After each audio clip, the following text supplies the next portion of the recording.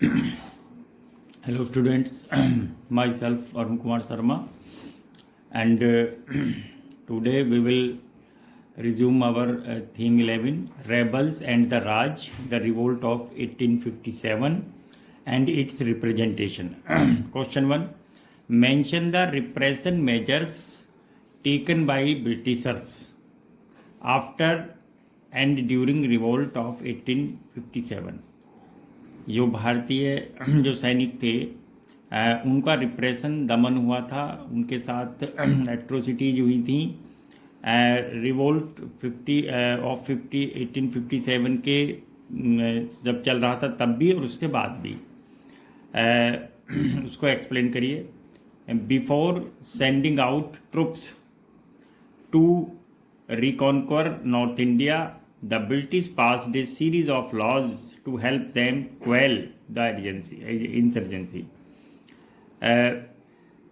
अपने ट्रुप्स को, अपनी सेनाओं को नॉर्थ इंडिया को अगेन जीतने के लिए ब्रिटिश लोगों ने बहुत सारे लॉज को नए कानून बनाए जिससे कि वो इस इंसर्जेंसी बगावत या विद्रोह को काबू में कर सकें। क्वेल मीन्स काबू।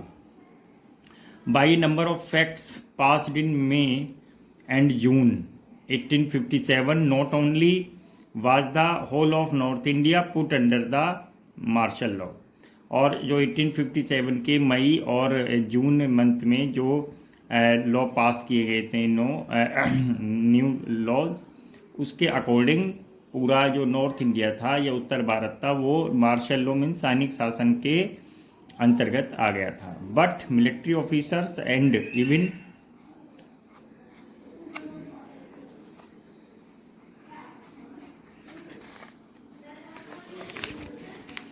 Ordinary Britons were given the power to try and punish Indians suspected rebellions. लेकिन ब्रिटिश ऑफिसर्स और यहाँ तक कि जो सामान्य ब्रिटिश नागरिक रहते थे उनको ये पावर दी गई कि वे इंडियंस को पर मुकदमा चला सकें और उनको रेबेलियन जो कि रेबेलियन कर रहे हैं, जो सस्पेक्टेड पर्सन हैं, उनको पनिश भी कर सकें।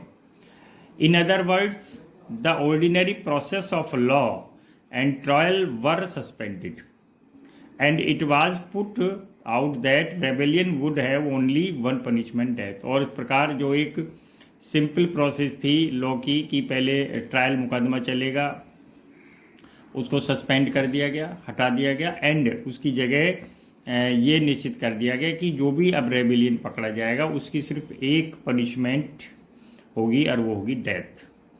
Armed with these newly enacted special laws and reinforcements brought in from Britain, the British began the task of suppressing the revolt.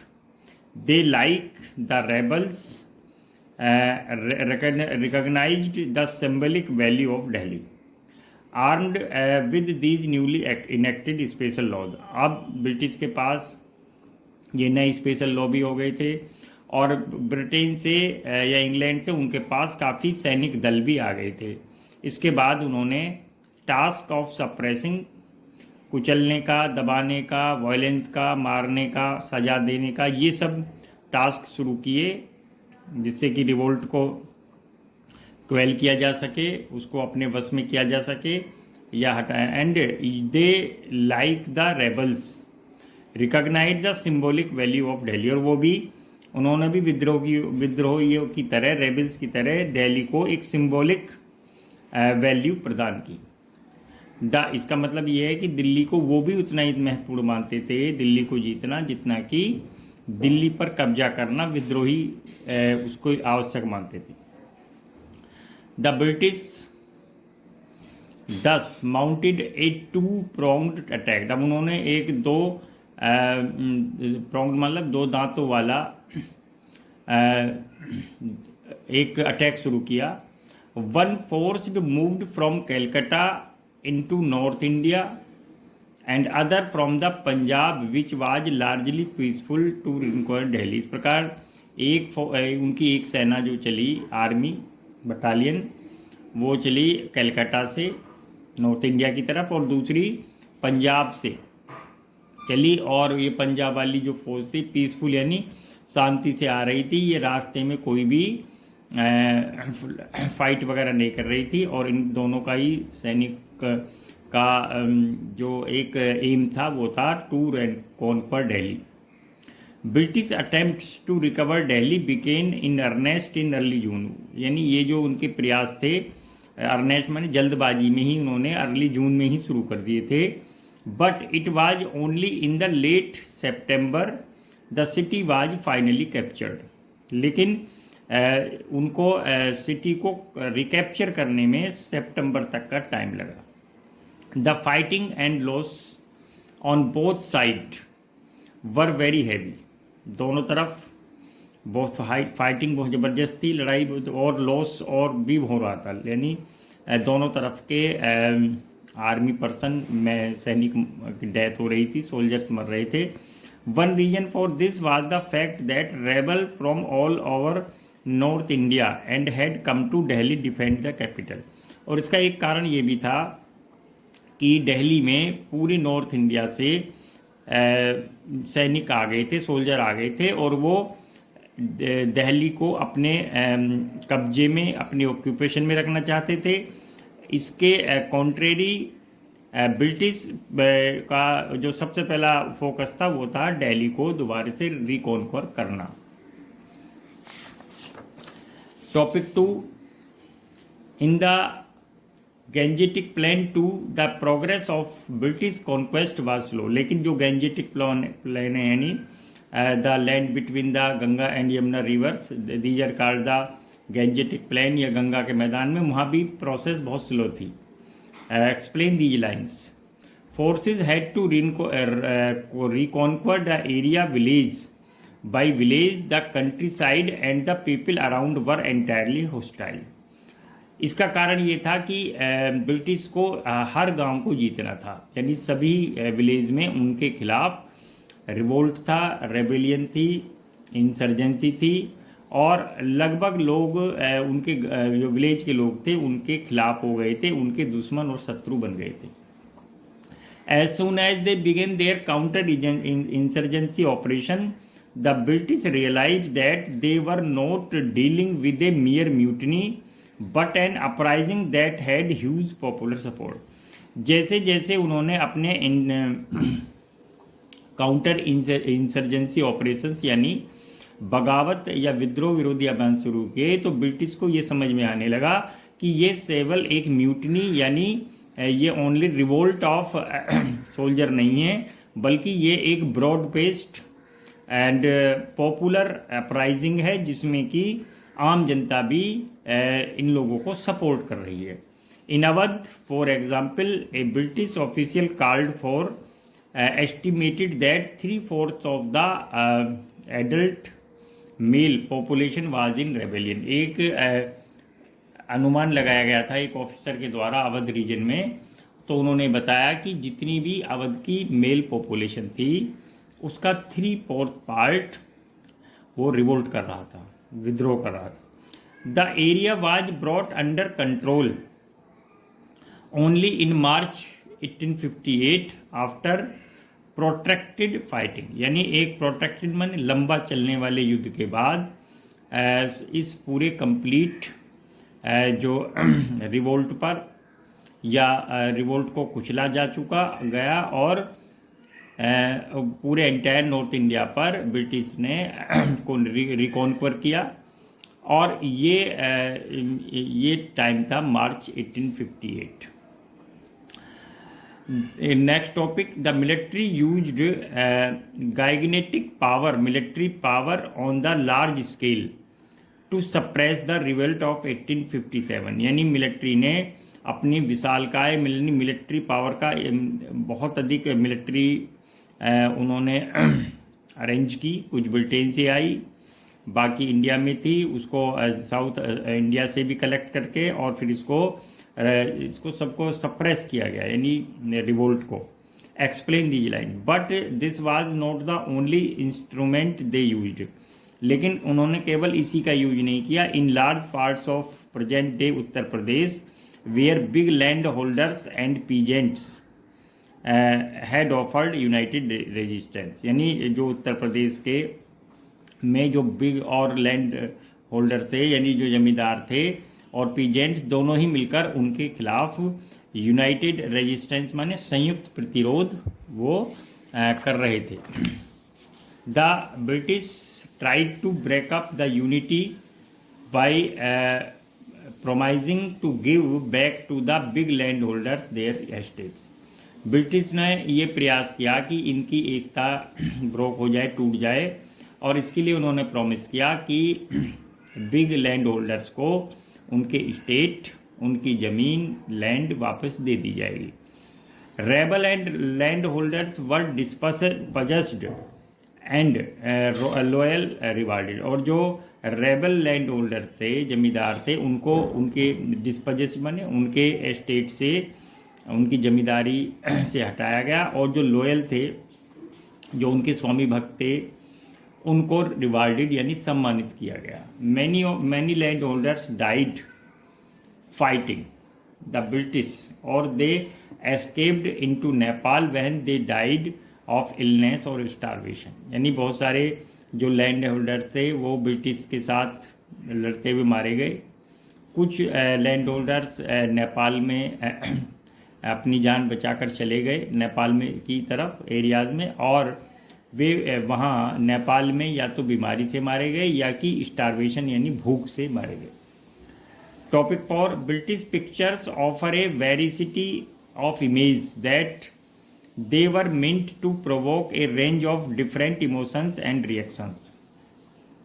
जो ब्रिटिश पिक्चर बताती हैं, जो उस समय के जो पेंटर थे, उन्होंने जो रेबल के समय भी काफ़ी पिक्चर या इमेज बनाई।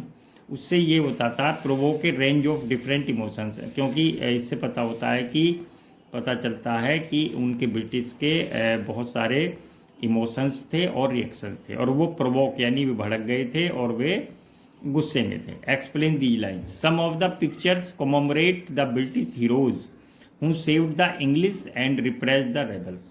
बहुत सारी पिक्चर्स में इस बात को याद किया गया है, ब्रिटिश हीरोज़ को, ब्रिटिश के हीरो नायक कौन थे, उनको उनके पिक्चर बनाए गए हैं, और जिन्होंने रिप्रेस किया था रेबल्स को, सेव्ड, और उन्होंने और साथ में अंग्रेज लोगों की जान बचाई थी। Relief of Lucknow painted by Thomas Jones Barker. एक पेंटर थे, उनका नाम था Thomas Jones Barker.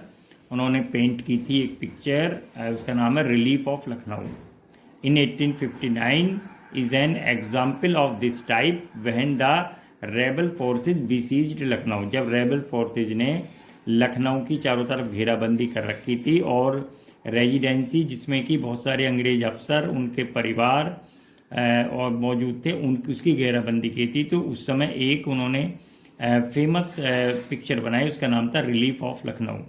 Henry Lawrence the commissioner of Lucknow collected the Christian population and took refuge in the heavily fortified residency. इस प्रकार जो लखनऊ के कमिश्नर थे, उनका नाम था मिस्टर हेनरी लॉरेंस। उन्होंने जितने भी क्रिश्चियंस पॉपुलेशन थी इकट्ठा की, और इस प्रकार वे हैविली फोर्टिफाइड रेजिडेंसी में, क्योंकि बहुत अधिक ये किलाबंदी थी, इसमें बहुत सारे सैनिक थे, वहाँ रिफ्यूज यानी शरण लेने के लिए चले गए। Lawrence was killed but the residency continued to be defended under the colonel Inglis. Lawrence की फाइटिंग में लड़ाई हो गई, डेथ हो गई। जब फाइटिंग हो रही थी तो उनकी डेथ हो गई, लेकिन जो दूसरे एक कर्नल थे वे लगातार रेजिडेंसी को डिफेंड करते रहे, इसका बचाव करते रहे। On September 25 September James Outram and Henry Havelock arrived. ये दोनों ही ब्रिटिश मिलिट्री ऑफिशियल थे। Arrived cut through the rebel forces, यानी रेबल फोर्सेस को के बीच में लड़ाई करते हुए उनके बीच से वे पहुंचे। एंड रेनफोर्स द ब्रिटिश गैरिसन्स, और इस प्रकार उन्होंने ब्रिटिश गैरिसन्स को अंदर रेजिडेंसी तक ले जाने में सफलता प्राप्त की। 20 डेज लेटर 20 दिन बाद Colin Campbell who was the appointed as the new commander of British forces in India, जिसको ब्रिटिश इंडिया में नया कमांडर, आर्मी कमांडर अपॉइंट किया गया था, केम विद हिज फोर्सेज, अपनी सेनाओं के साथ आया, and rescued the besieged British garrison, और उसने जो घिरे हुए सैनिक टुकड़ियाँ थीं या उनके परिवार थे उनको रेस्क्यू का मतलब बचाया। The British account of siege of Lucknow became a story of survival, heroic resistance and the ultimate triumph of the British power. यानी ये जो ब्रिटिश अकाउंट हैं, ब्रिटिश जो है डिस्क्रिप्शन करते हैं, उनकी बुक्स हैं, उसमें ये बताया गया है कि लखनऊ में उन्होंने एक ज़बरदस्त लड़ाई लड़ी एक हीरोइज्म के साथ, और इस प्रकार उन्होंने अपने लोगों को बचाया, अपने परिवारों को बचाया, और इस प्रकार उन्होंने अल्टीमेट ट्रिम्फ माने अंतिम विजय प्राप्त की। Topic 5, write a note on the English women and the honour of Britain. English women का ओनर और ब्रिटेन के बारे में एक टॉपिक लिखिए।